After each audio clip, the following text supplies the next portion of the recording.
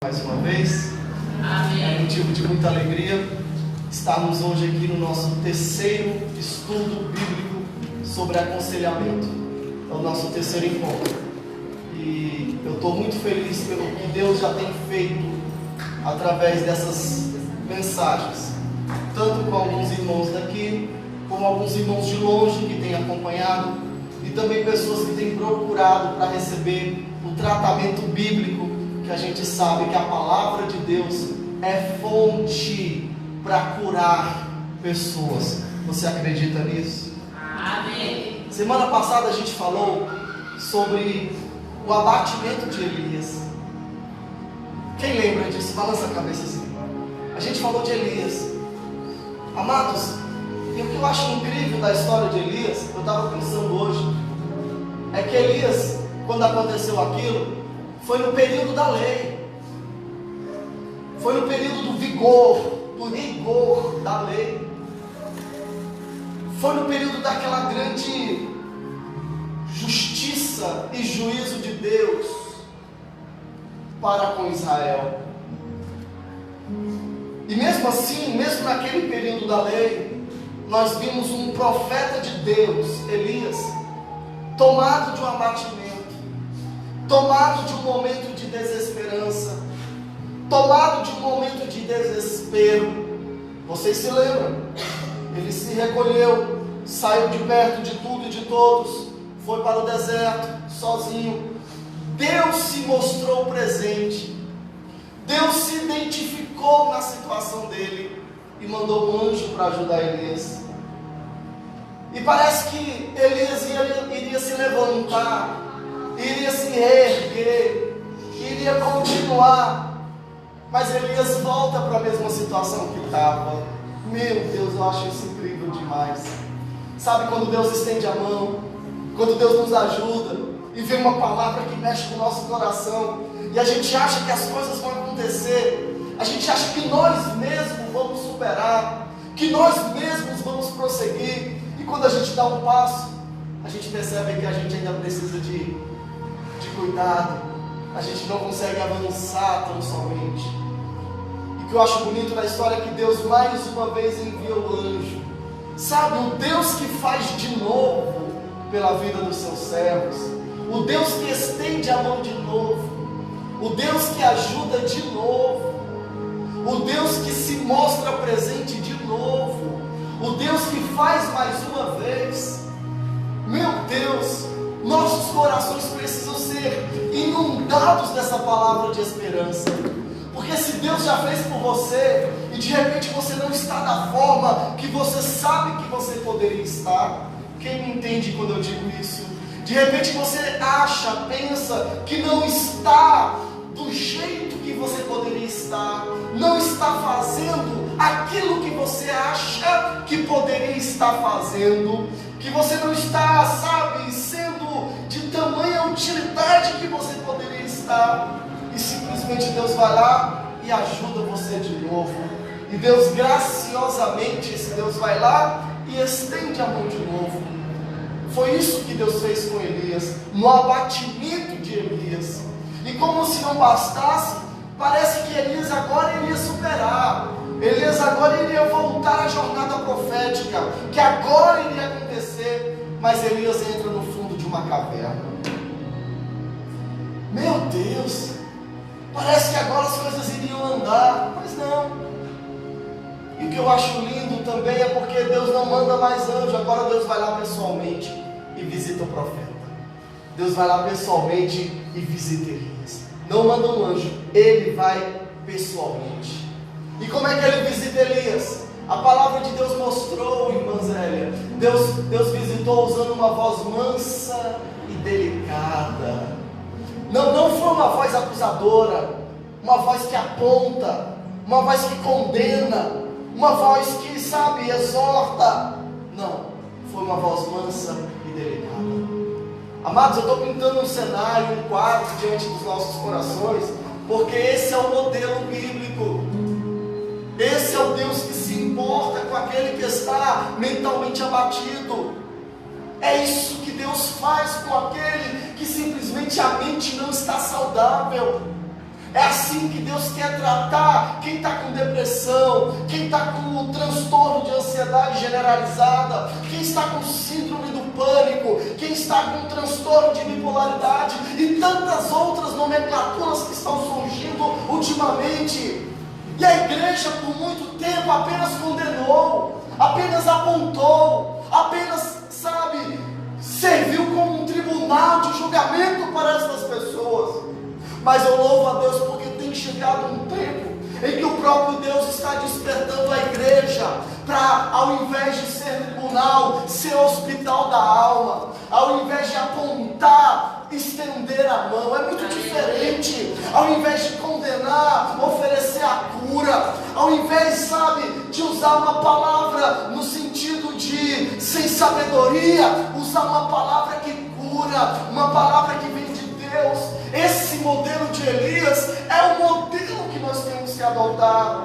Esse é o Deus de Elias, o Deus que se importa, o Deus que entra na situação, o Deus que ama o que está mentalmente abatido, o Deus que vai lá na caverna e usa uma voz mansa e delicada para tirar o profeta da caverna. Quantas vezes pessoas têm entrado na caverna hoje em dia? Nós mesmos também. Quantos homens e mulheres de Deus hoje estão tão feridos, tão abatidos e estão dentro de uma caverna, sem querer fazer, sem querer ver ninguém, sem querer mais caminhar, sem querer acreditar, com total desesperança, meu Deus. Quantos que estão assim hoje em dia? Mas Deus está levantando um povo que vai atrás dessas pessoas. Deus está levantando, despertando um povo que vai simplesmente oferecer os ouvidos para escutar coisas que estão trancafiadas dentro do coração. Deus está levantando pessoas que se importam, que quer de alguma forma ajudar, sem usar a bigorna da acusação, mas usando a palavra de Deus, usando a graciosidade de Deus, usando a voz mansa e delicada de Deus, usando o amor que o nosso bondoso Senhor Jesus nos ensinou. Deus tem levado essa palavra para tanta gente. Eu louvo a Deus por isso. Aleluia, aleluia, aleluia. Deus está levantando pessoas e você, quem sabe, é uma dessas. Deus está despertando pessoas e quem sabe você é uma dessas. Eu sei que é. Aleluia.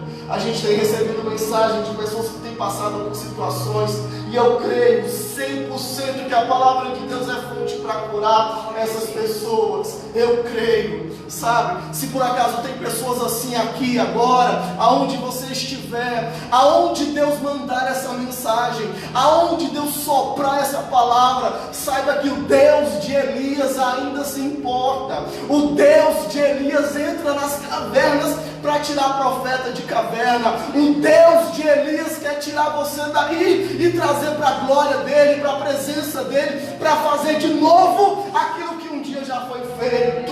Deus é aquele que quer que você faça de novo aquilo que um dia você já fez e por algum motivo você deixou de fazer. Quem acredita nessa palavra?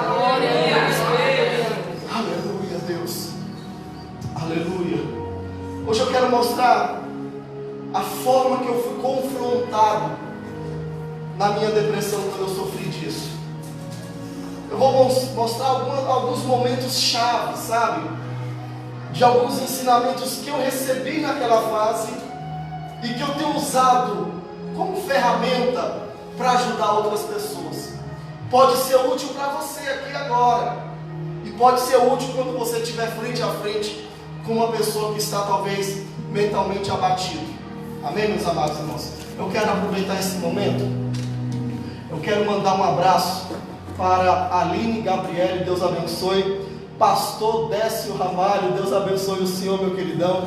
A irmã Giselda, lá de Aparecida, Paraíba, Deus te abençoe, varô, está nos acompanhando também. Irmã Lúcia Lima, lá de Valparaíso, está nos acompanhando. Deus abençoe você também. Camila, diaconisa Camila, estude mesmo, mas estude aqui também. Deus te abençoe, filha, em nome de Jesus. E tantos outros que têm acompanhado, Deus abençoe a sua vida. Amados, quando eu aprendi isso daqui, me confrontou muito. Os irmãos lembram as 3 fases do aconselhamento, sim ou não? Balança a cabeça quem lembra. Isso. Identificação, confrontação, mudança.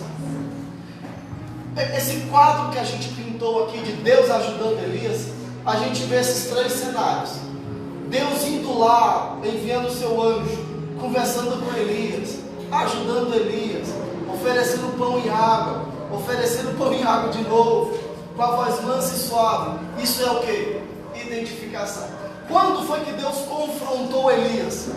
Quando Deus liberou uma palavra que mudou a mente de Elias. Como é que estava a mente de Elias? Elias achava que todos os profetas tinham morrido. Elias achava que ele próprio iria morrer. Elias achava que Israel não teria mais profeta. Assim estava a cabeça de Elias. Deus já chegou confrontando com a palavra? Não. Primeiro passou longos dias identificando. E só depois da caverna que Deus confrontou com a palavra. E qual foi a palavra que Deus usou para confrontar Elias? Primeiro, Elias, não acabou os profetas de Israel, não. Eu guardei 7.000 profetas. Elias, você não vai morrer, porque na verdade você vai ungir o próximo rei de Israel. Ou seja, aquele rei que tinha te ameaçado de morte, eu vou tirar ele e colocar outro rei no lugar. Elias, além disso, você vai ungir outro profeta para te acompanhar, vai ungir Eliseu para ser profeta no seu lugar, ou seja, o ministério profético vai continuar. Deus confrontou com uma verdade, com a palavra, e a mente, a cabeça de Elias mudou. Depois dessa confrontação, Elias agora já tinha certeza que não iria morrer pela mão de Acabe e Jezabel. Elias já sabia que agora tinha 7.000 profetas. Elias agora já sabia que ele iria ungir outro profeta, ou seja, o ministério profético de Israel não iria acabar. Mudou a mente dele, mudou o pensamento dele. É isso que a cura faz, muda a nossa mente, muda a nossa cabeça. É aí onde a palavra de Deus entra, é aí onde eu acredito 100% na palavra de Deus. É quando a palavra vem e muda algum pensamento lá dentro. O abatido, o que está deprimido, a pessoa que está mentalmente aflita, deprimida, ela acredita sinceramente que acabou a igreja, acabou as coisas, acabou a esperança, tudo é a mesma forma, tudo vai acontecer de novo. Ela não tem mais esperança nas pessoas, ela está muito ferida, sabe? E depois de você identificar a dor, identificar as causas, identificar os sentimentos, aí você entra confrontando a palavra, justamente mudando essa coisa na cabeça da pessoa. Ela vai passar a olhar a igreja de outra forma, ela vai passar a olhar a história de outra forma, e principalmente ela vai passar a olhar a história de vida dela de outra forma. Quem me acompanha, diga amém. Amém. A palavra de Deus ensina, por exemplo, que o pecado visita até a 4ª ou 5ª geração. A gente tem um exemplo disso. Alguns chamam de maldição hereditária. Eu não gosto de usar maldição hereditária, porque Cristo na cruz quebrou toda a maldição, amém? Mas existem comportamentos hereditários. Vou mostrar na Bíblia. A Bíblia diz que o pecado visita 4 ou 5 gerações. Eu coloquei só 4 gerações aqui. Primeira geração que eu quero chamar a atenção aqui nessa historinha: Abraão.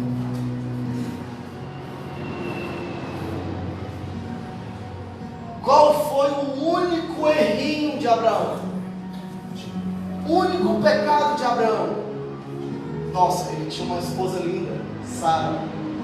Mas teve um momento que ele ficou com medo de o rei querer tomar a mulher dele. E para tomar a bela mulher dele, teria que matar Abraão primeiro.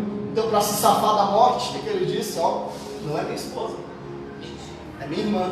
Qual foi o pecado dele? mentiu. O único erro que eu acho que tem na Bíblia sobre Abraão foi a mentira. Vamos chamar pecado pelo nome. Foi o pecado da mentira. Segunda geração. Quem é o filho de Abraão que tem a promessa? Isaac. Nossa, Isaac era um exemplo de humildade. Isaac era um exemplo de mansidão. Ele cavava poços, Joyce Sulamita. Aí vinham os inimigos e entulhavam os poços dele. Sabe o que ele fazia? Vou cavar outro poço. Cavava, vinha o inimigo e tomava o poço dele. Sabe o que ele fazia? Vou cavar outro poço. Cavava. Se ele brigava, ele esbravejava. Não, manso, humilde. Mas eu só encontro um erro na história de Isaac.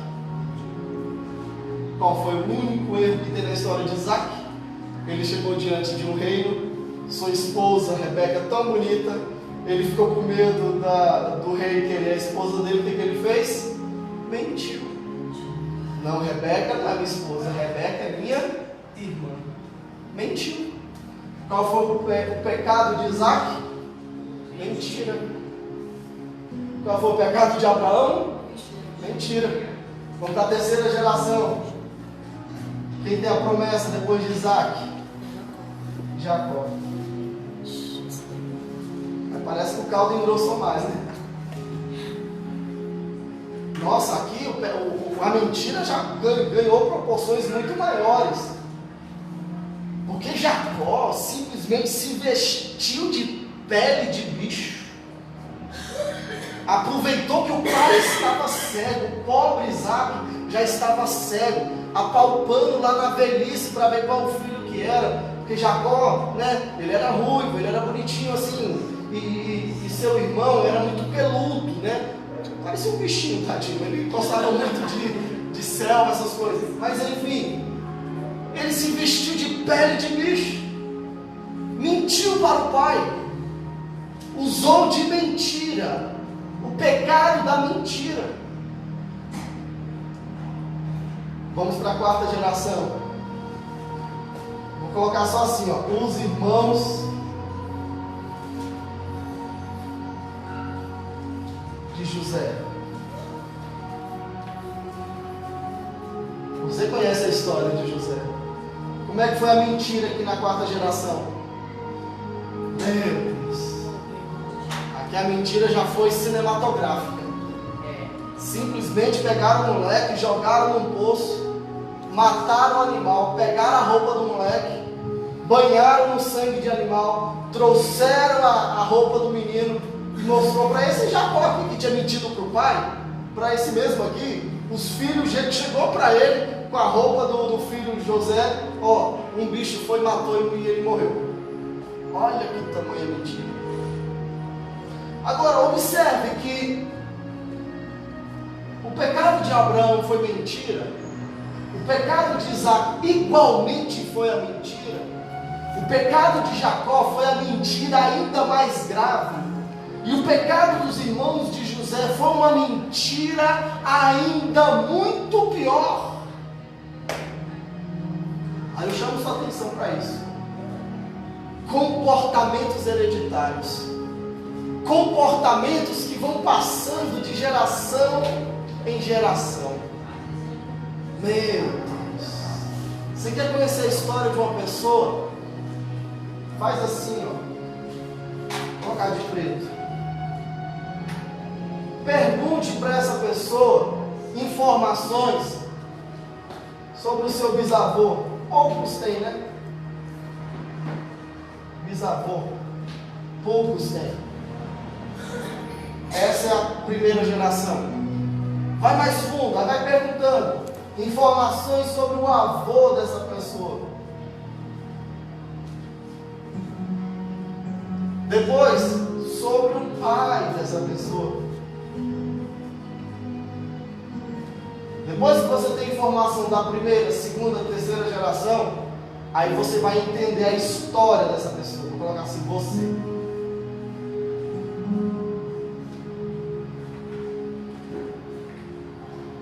Vou dar um exemplo.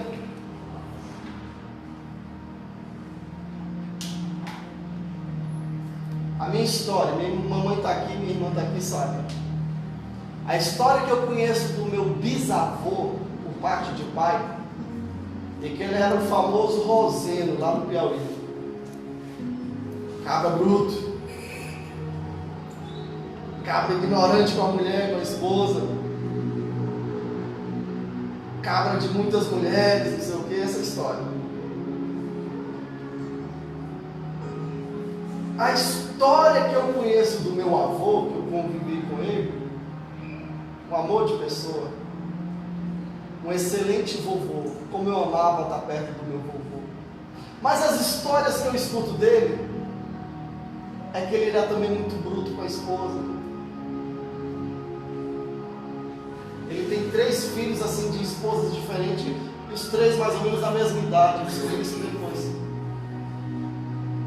Um deles, ele nem teve a criatividade, colocou o nome dos 2 igual, Edinaldo e Edinaldo, 2 mulheres diferentes.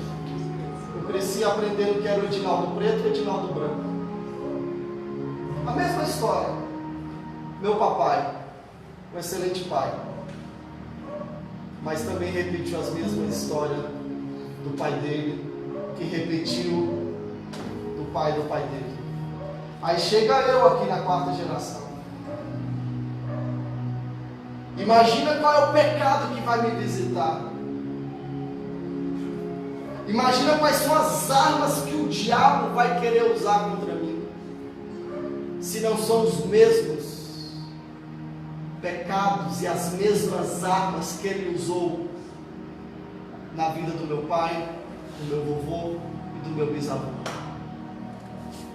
Se eu não tivesse em Cristo, porque Cristo quebra toda maldição, Cristo quebra toda maldição, vou repetir, Cristo quebra todo o mal.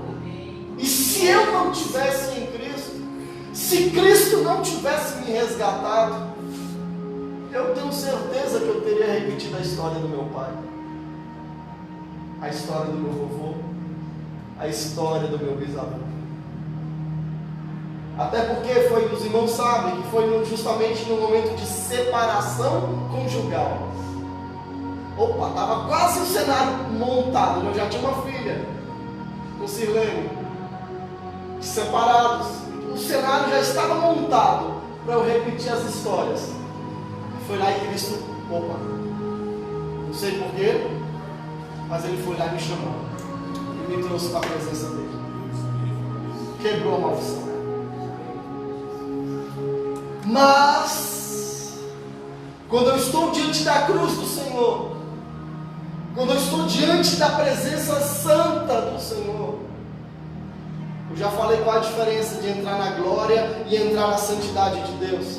Quando eu entro na santidade de Deus, que os olhos do Senhor me mostram as minhas fragilidades, os meus pecados, minhas limitações, adivinha quais são as áreas que eu peço para Deus?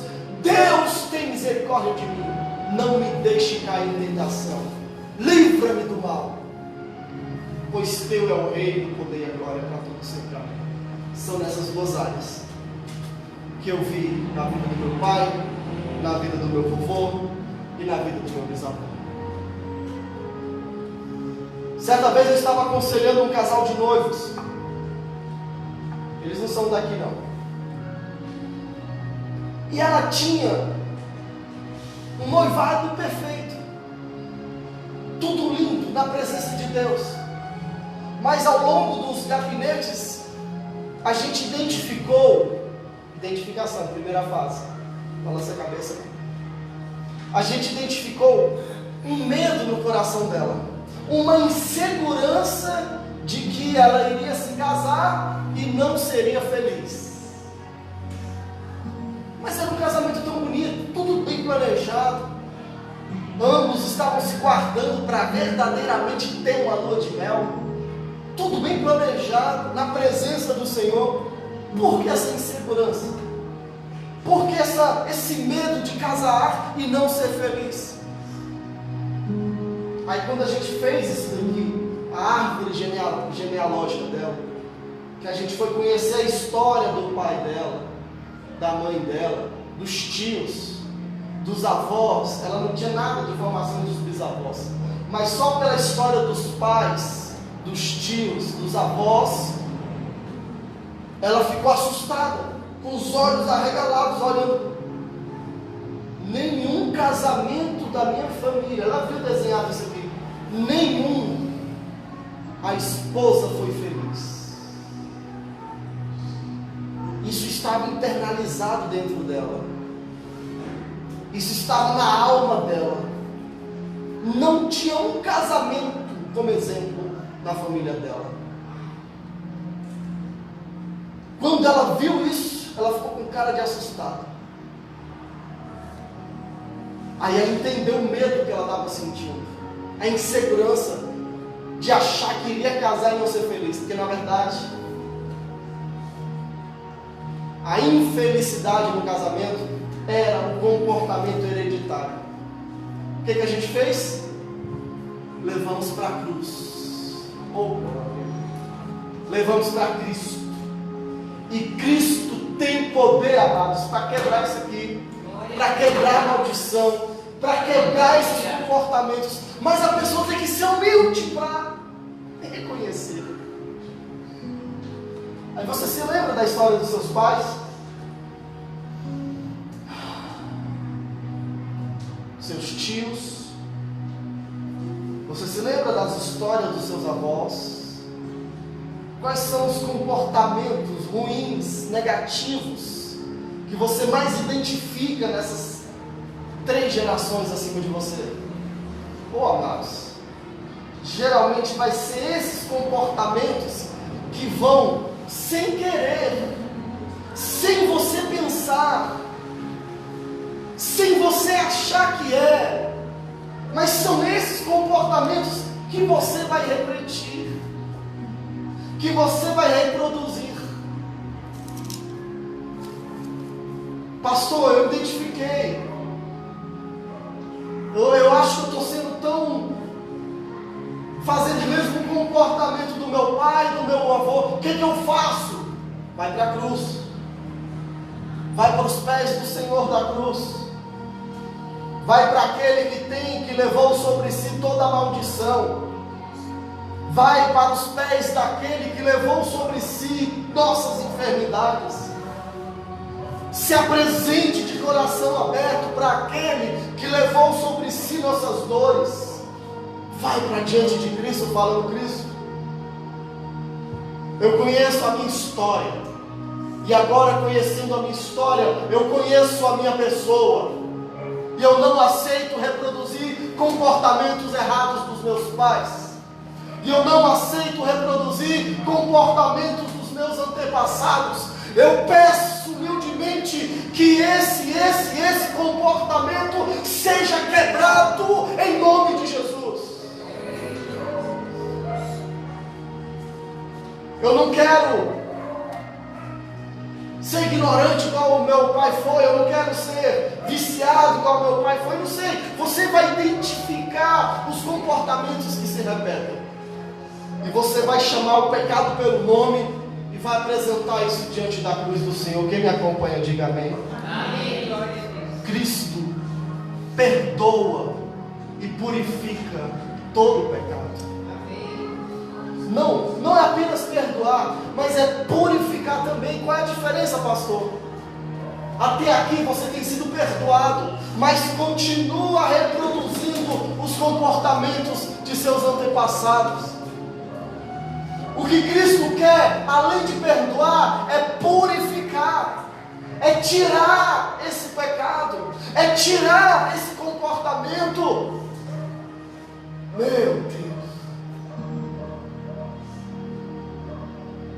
Uma coisa é ser perdoado, isso é tão bom, mas outra coisa é ser purificado.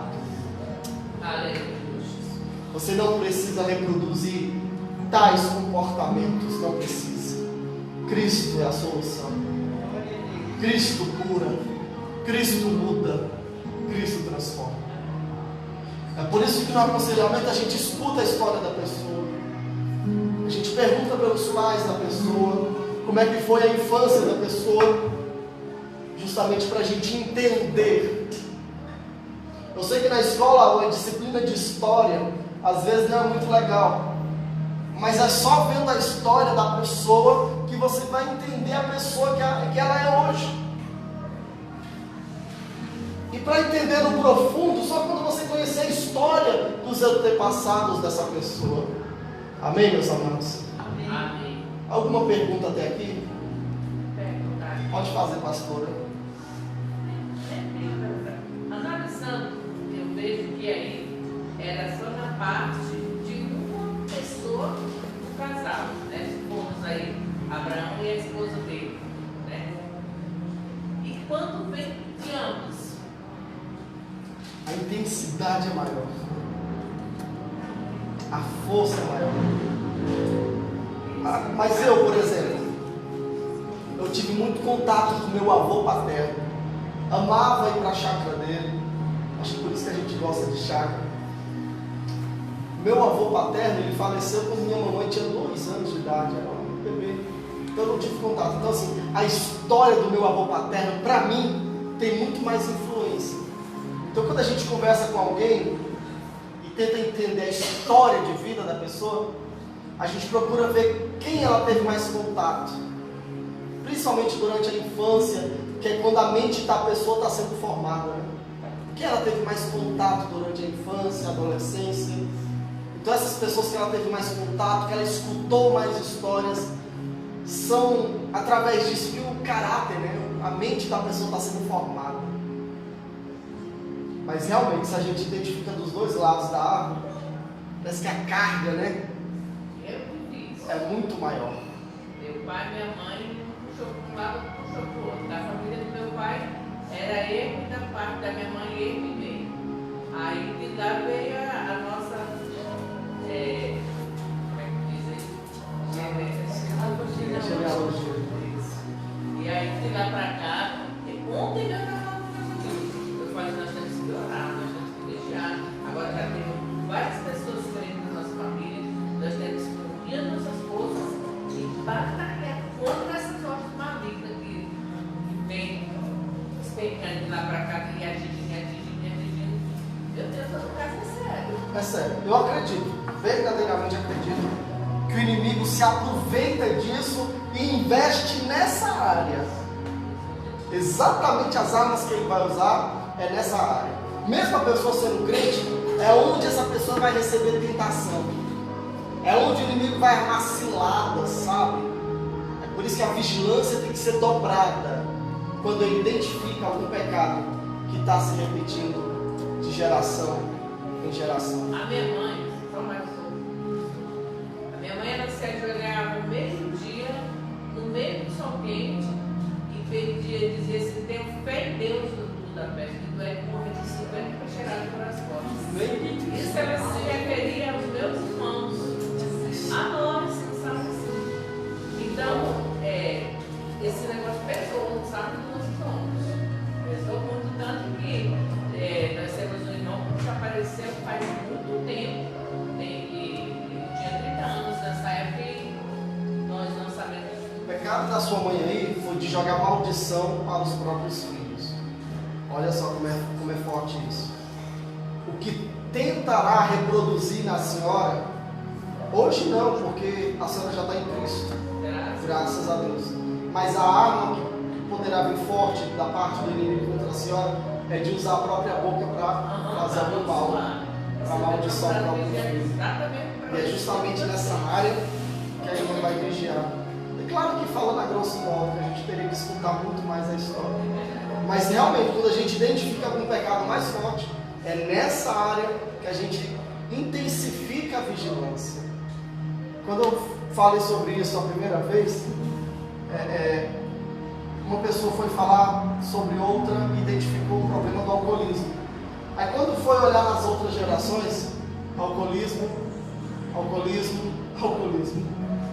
reproduzindo. Recentemente, uma pessoa, eu estou falando assim uma pessoa porque a gente vai colhendo os testemunhos. Uma pessoa confiou a mim dizendo: poxa, meu pai cometeu o pecado de roubar, de ser vigarista nesse sentido, dar golpes. E também o pai dele. Então assim, ele já identificou, já está mais vigilante nessa área, entendeu? Então assim, é importante para nós todos conhecer a fundo a nossa história. Primeiro a gente conhece a nossa, para sermos curados. Porque quando a gente estiver frente a frente com quem está mentalmente abatido, aí a gente vai oferecer isso para a pessoa. E você vai escutar histórias das mais diversas possíveis. Amém, amados? E aí você vai estar preparado para isso.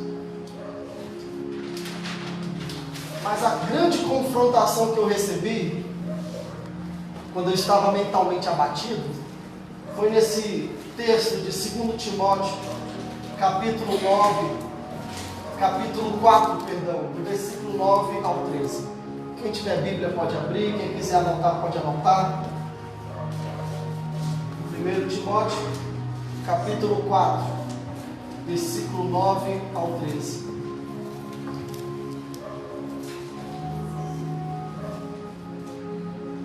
Aleluia.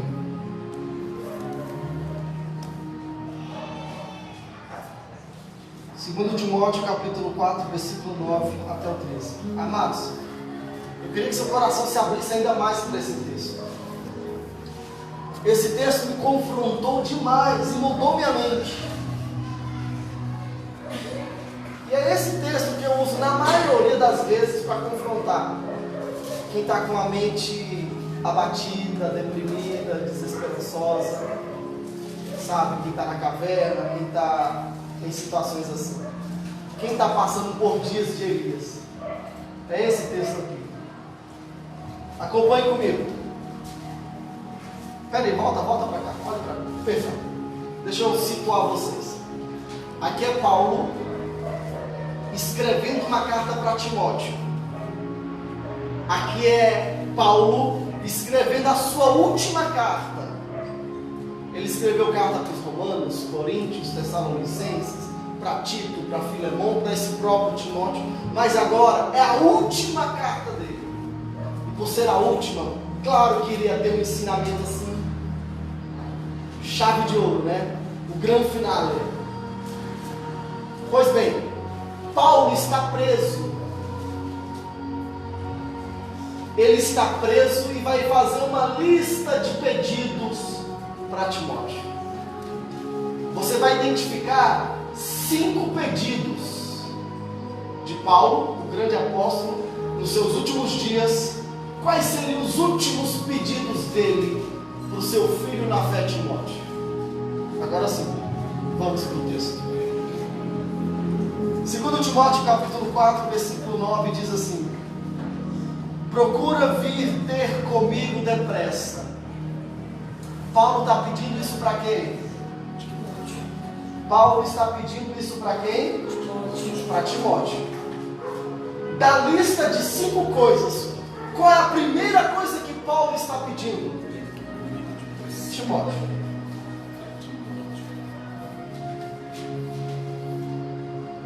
Da lista de coisas, a primeira coisa que ele pede é Timóteo. Detalhe, ele quer Timóteo logo, depressa. Procura vir ter comigo depressa, o mais rápido possível, cara. Vamos identificar o segundo pedido, versículo 10. Porque Demas me desamparou. Eita Deus.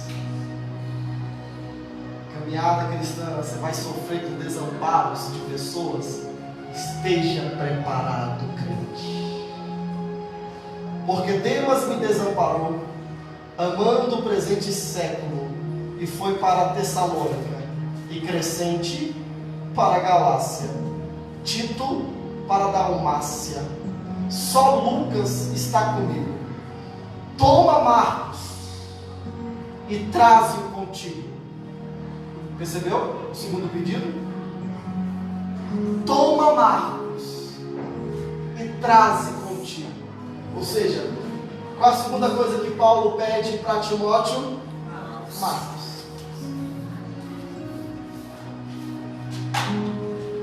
Toma Marcos, traze-o contigo. porque me é muito útil para o ministério. Depois a gente analisa, aprofunda. Do 12. Também enviei Tíquico a Éfeso. No 13. Último. Quando vieres, traze a capa que deixei em Troade. Traze o quê? Qual foi o terceiro pedido? A capa. Traze a capa que deixei em Troade, em casa de Carpo. E os livros? Opa! Qual foi o quarto pedido? Os livros. E no finalzinho do 13, principalmente os... Qual foi a quinta coisa? Pergaminhos.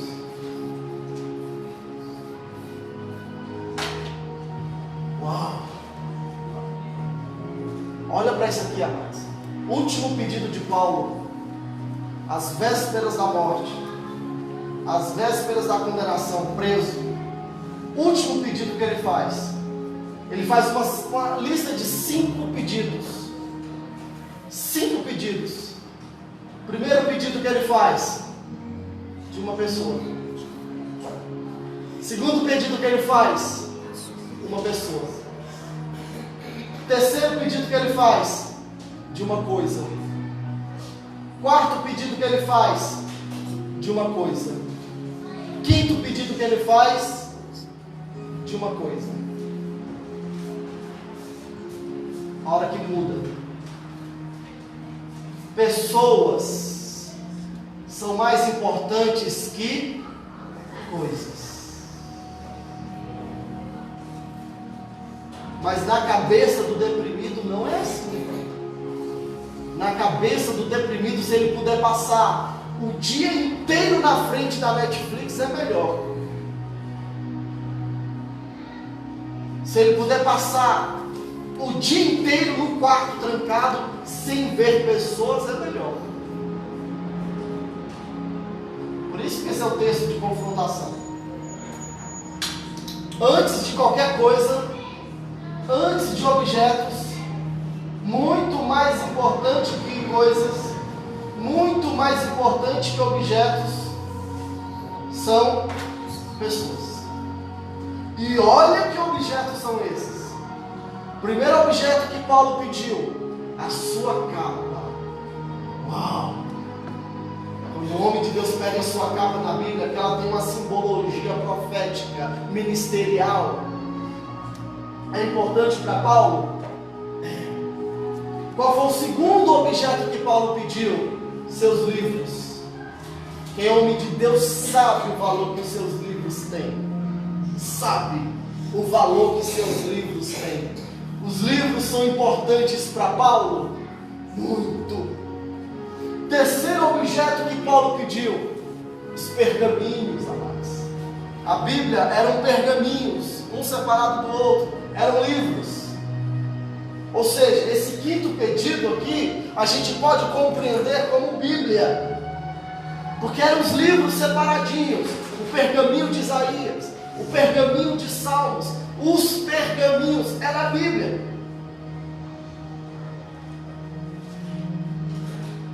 A Bíblia era importante para Paulo? Muito. Então a gente tem 3 coisas muito importantes para o homem de Deus aqui. 3 coisas de suma importância para o ministro de Deus aqui. Só que antes dessas coisas muito importantes vem pessoas. Muito mais importantes do que as coisas. Mudou. Aí mudou tudo.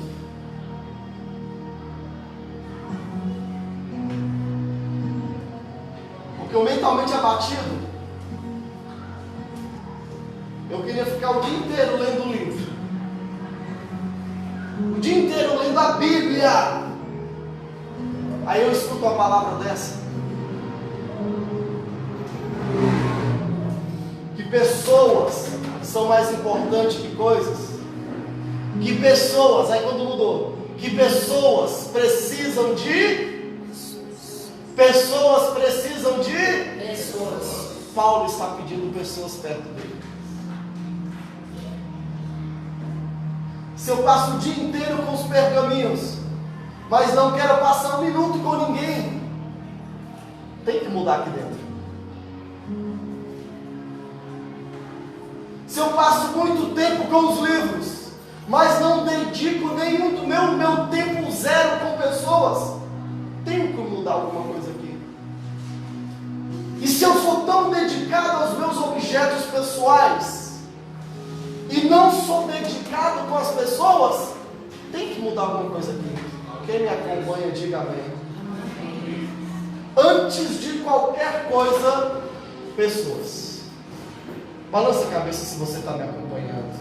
Aqui é o grande momento da confrontação. Agora vamos analisar isso aqui. A melhor parte, dobre sua atenção. Quem era Timóteo para Paulo? Como é que Paulo chamava Timóteo? Hã? Quem lembra? Timóteo capítulo 1, mesmo segundo Timóteo, capítulo 1, versículo 2. A Timóteo, aqui ele escrevendo a Timóteo: Timóteo, meu amado filho. Como é que Paulo chama Timóteo? Meu amado filho. Quem era Timóteo para Paulo? Era um filho amado. Era uma pessoa que ele tinha prazer de estar perto. Era uma pessoa que para ele era muito amada. Nunca deu trabalho. E era recíproco esse amor. Porque Timóteo nunca queria abandonar Paulo. Timóteo sempre queria estar perto de Paulo. Timóteo valorizava a presença de Paulo. Olha o que eu aprendi nessa fase da minha vida. Valorize quem quer a sua presença. Valorize quem faz questão da sua presença. Devolva o carinho de quem está te dando carinho. Isso é necessário, amados. Sabe por quê? Porque na cabeça do mentalmente abatido, ele está desiludido com todo mundo. E todo mundo parece que está contra ele e que ninguém mais o ama e não entende ele. Então, quando essas coisas começam a mudar na cabeça dele, através da palavra, a gente pergunta para a pessoa: quem é o seu Timóteo? Quem é que você pode dizer assim, meu amado filho, como Paulo disse? Não como filho, mas meu amado irmão, meu amado amigo, meu amado, sabe? Quem é o meu amado da sua vida que você pode dizer assim, para você fazer questão de estar com essa pessoa agora? Valorize o seu Timóteo. Valorize quem te dá tanto carinho. Quem liga para você: poxa, vem aqui, vamos nos encontrar, vamos estar perto. Valorize essas pessoas. Pessoas precisam de pessoas. Pessoas são mais importantes que coisas. Quem é que faz questão pela tua presença? Meu Deus. Nessa fase eu comecei a visitar mais pessoas, chamar mais pessoas. Bora para a chácara, bora passar o final de semana, bora estar junto. Pessoas precisam de pessoas. Agora, redobre sua atenção. Quem era Marcos para Paulo?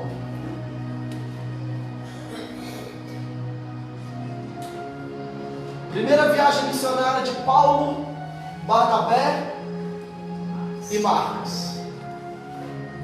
Quando Paulo, Barnabé e Marcos chegam em Chipre, na primeira parada, o que Marcos faz? Abandona, vira as costas, não quer continuar a viagem missionária. E Paulo segue sozinho, com a presença de Barnabé. Segunda viagem missionária de Paulo, Paulo chama Barnabé. Barnabé chama quem? Marcos. Paulo diz: Marcos não vai. O que acontece com Paulo e Barnabé? Uma discussão tal que cada um foi para o seu rumo. Agora eu te pergunto, quem foi Marcos para Paulo? Deu trabalho, desamparou, virou as costas, causou confusão entre ele e um amigo dele. Conhece gente assim? Agora o grande lance é, o que é que Paulo está pedindo nessa lista? Traga Marcos. Traga Timóteo, mas traga Marcos. Porque é muito útil para mim, para o ministério. Quem é o Timóteo na sua vida? Que te dá carinho, que faz questão de estar perto de você. Valorize essa pessoa. De vez em quando passe um domingo com essa pessoa. Almocem juntos. Deem boas gargalhadas juntos.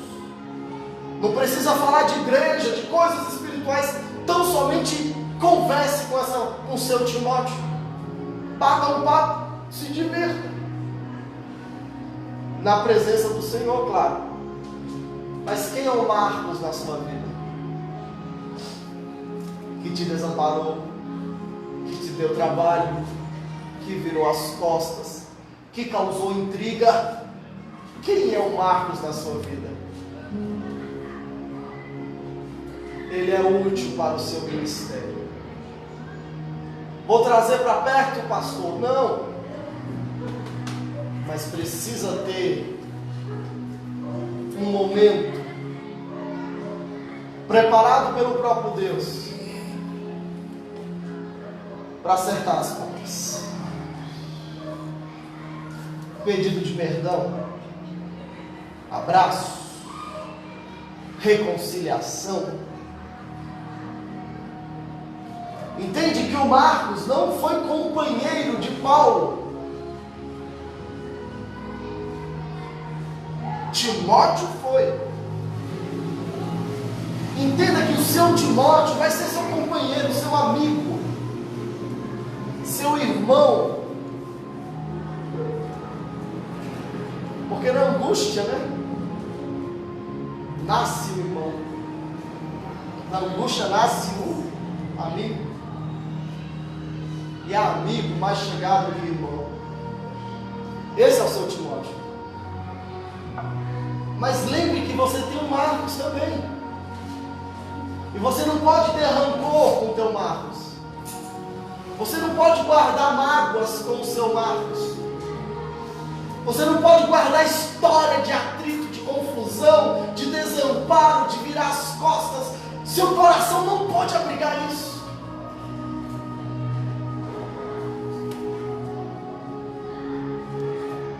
Seu coração merece ser livre dessa carga pesada.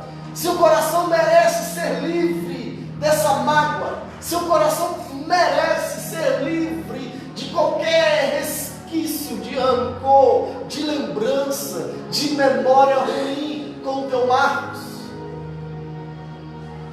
Se você vai investir o seu tempo com Timóteo, porque Timóteo nunca te causou lágrimas de sofrimento, mas para o teu ministério, estou falando de ministério, para o teu chamado, para o teu ministério, é muito importante você ter o seu momento com o seu Marcos. Tanto o seu Timóteo como o seu Marcos, mas valem mais do que as coisas. Tanto o seu momento com Timóteo como o seu momento com Marcos valem muito mais do que sua capa, muito mais do que os seus livros e muito mais do que os seus pergaminhos. Quem me acompanha, diga amém. Amém.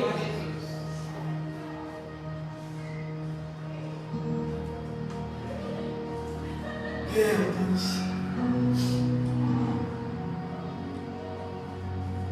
Isso aqui que causou a mudança na minha mente. Isso aqui que me preparou para tanta adversidade. Isso aqui que me preparou, sabe, para valorizar pessoas. Foi aqui que eu entendi que eu posso amar pessoas de perto Como eu posso amar pessoas de longe e cumprir o mandamento do amor?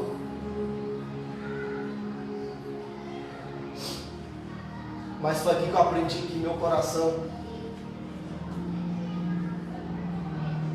Elias não guardou ressentimento com Acabe. Elias não guardou ressentimento com Jezabel. O coração de Elias, a preocupação foi com Israel. A nação de Israel ficar sem profeta.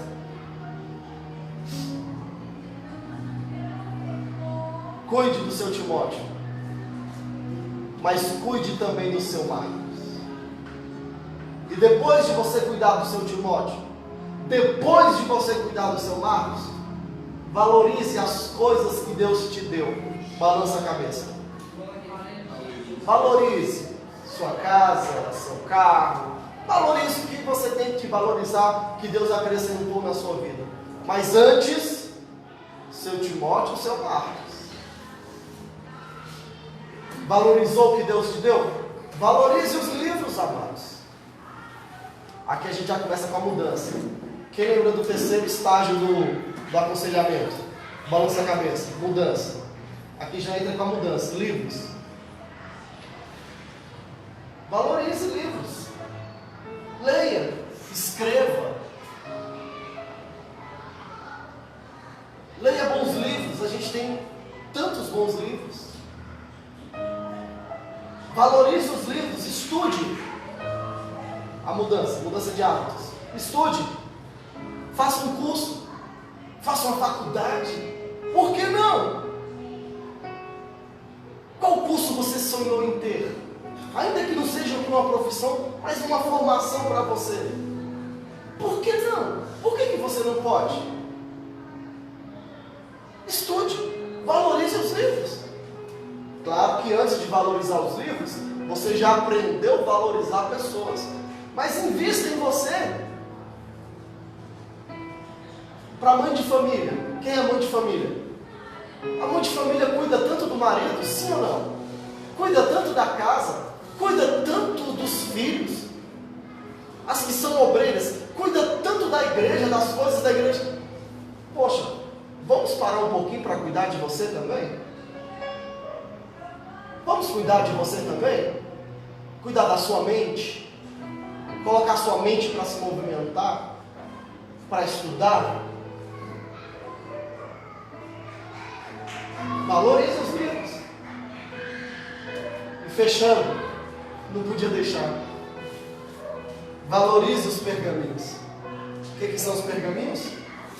A palavra, a Bíblia. Valorize isso daqui. Valorize a palavra. Na minha cabeça, eu confesso para os irmãos, que eu aprendi a não colocar capa de super-herói. Mas na minha fraqueza, o poder de Deus se aperfeiçoava. Na minha cabeça, essa ordem estava invertida aqui. Quem entendeu? Na minha cabeça, eu confesso, a Bíblia estava aqui, ó. Na minha lista estava em primeiro. Aí quando eu olho para a Bíblia, e a própria Bíblia coloca em quinto, e coloca pessoas em primeiro lugar, muda. Mas valorize a palavra. Dedique seu tempo com a palavra. Não coloque 25 horas de coisas para fazer num dia que tem só 24 horas. Há tempo para todas as coisas. E quando você dedica parte do seu tempo para a palavra, você está dedicando a parte do seu tempo para você, para a sua alma, para o seu coração. Isso não é obrigação. Isso é cuidado da sua mente, cuidado com sua alma.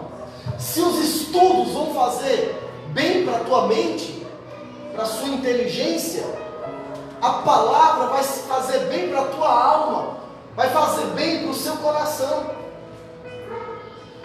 Se aqui sua inteligência vai melhorar, aqui sua sabedoria vai melhorar. E aqui nós temos um balanceamento. Oh, amados, essa palavra entra no seu coração. Quando você for ler a Bíblia, não senta no sofá para ler, na rede, na sua cama? O que seu cérebro está preparado para fazer na cama? Dormir. O que teu cérebro está programado para fazer numa rede? Descansar, dormir.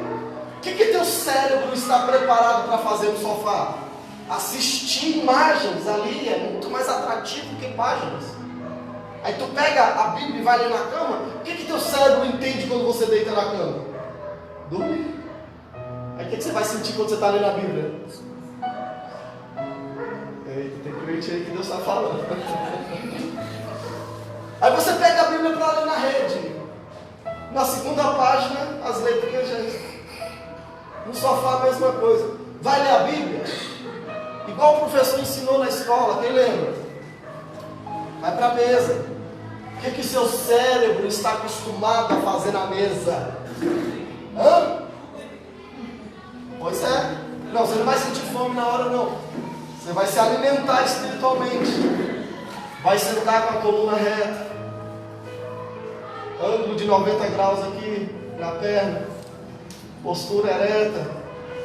E vai ler a Bíblia. Experimente, veja se você vai sentir sono igual você sente quando lê a Bíblia na cama, na rede ou no sofá. Você vai ler a Bíblia. E aqui não vale quantidade, não é ler 10 páginas, eu li muito, o que você entendeu? O que falou contigo? Tem hora que a gente lê a Bíblia, tem hora que eu leio a Bíblia, eu faço bem assim, eu dou um tapa assim, sabe? Pode andar minha Bíblia. Porque meu Deus falou comigo. É forte, você vibra, machucou, feriu, falei, meu Deus, isso aqui foi para mim. Vibra a nossa alma, porque a palavra é viva. Então, valorize esse momento, é o seu momento. Agora, se você fizer uma lista de 30 horas para o seu dia de 24 horas, você vai ter tempo de ler a Bíblia? Não. Organize o seu dia a dia. Organize a sua semana. Cuide do seu Timóteo. Estando perto dele. Cuide do seu Marcos. Perdoando ele. Entendeu a diferença? Eu preciso estar lado a lado com o Marcos, que me humilhou, que me feriu, que me menospreza, que joga palavras que me deixam lá no chão. Eu preciso estar perto? Não, eu posso amar de longe. Eu quero estar perto do Timóteo, que a gente solta gargalhadas, que a gente brinca, que a gente sorri, que a gente se sente humano. Eu confesso para vocês que eu gosto de alguns Timóteos que Deus me deu, que eu nem me sinto pastor quando eu estou perto dessa pessoa. Eu aprendi isso. Você tem que ter amigos que você não se sinta pastor perto desses amigos. Faz bem para o teu pastoreio. Meu Deus, faz bem. Faz bem para a forma que você vai pastorear. Não se sentir pastor o tempo todo. Deus abençoe os meus vários Timóteos que Deus me deu. Tem alguns aqui também. Perdoe seus Marcos. Quem te feriu, não vale a pena morar em teus pensamentos, em tuas lembranças, não vale a pena. Leve isso para a cruz e perdoe seus Timóteos, seus Marcos, perdão. Valorize os objetos, as suas capas, suas roupas, seus objetos, suas coisas que Deus te deu. Valorize sua mente, leia, estude, se aprimore, faça cursos, invista na sua formação. Valorize a palavra, dedique tempo para a meditação da palavra de Deus, porque nesse momento você está tendo dedicação para você mesmo. Amém, meus amados? Amém. Já vamos finalizar. Quero abrir para perguntas mais uma vez para a gente fechar. Tem algum recadinho, Joyce? Obrigado. Olha só que legal. Deus abençoe Romero Teixeira, pastor, né? Romero. Deus abençoe pastor Romero Teixeira. Manda um abraço para a varoa, viu? Albert Dias, Deus abençoe. Celiomar Dias, ele diz assim: maravilha, que Deus te abençoe sempre. Amém, meu querido. Pastor Celiomar. Celiomar, ele é pastor lá da Provida, viu, amados? Ali do Provida. Olha só que legal. Deus abençoe o senhor, meu querido. Maria Marta, Deus abençoe você, meu amigo. A senhora também. Maria Marta é aquela prima, né, sobrinha da pastora Cida, lá de Lagabá, Minas Gerais, onde Deus nos preparou para fazer uma viagem missionária. Deus abençoe Juliana Gomes. Fabrício Tavares, manda um abraço para sua varoa. Lília Martins. É a Lília? Lília Marta. Deus abençoe a senhora em nome de Jesus. Amém, meus amados? Perguntas, pode pausar aí.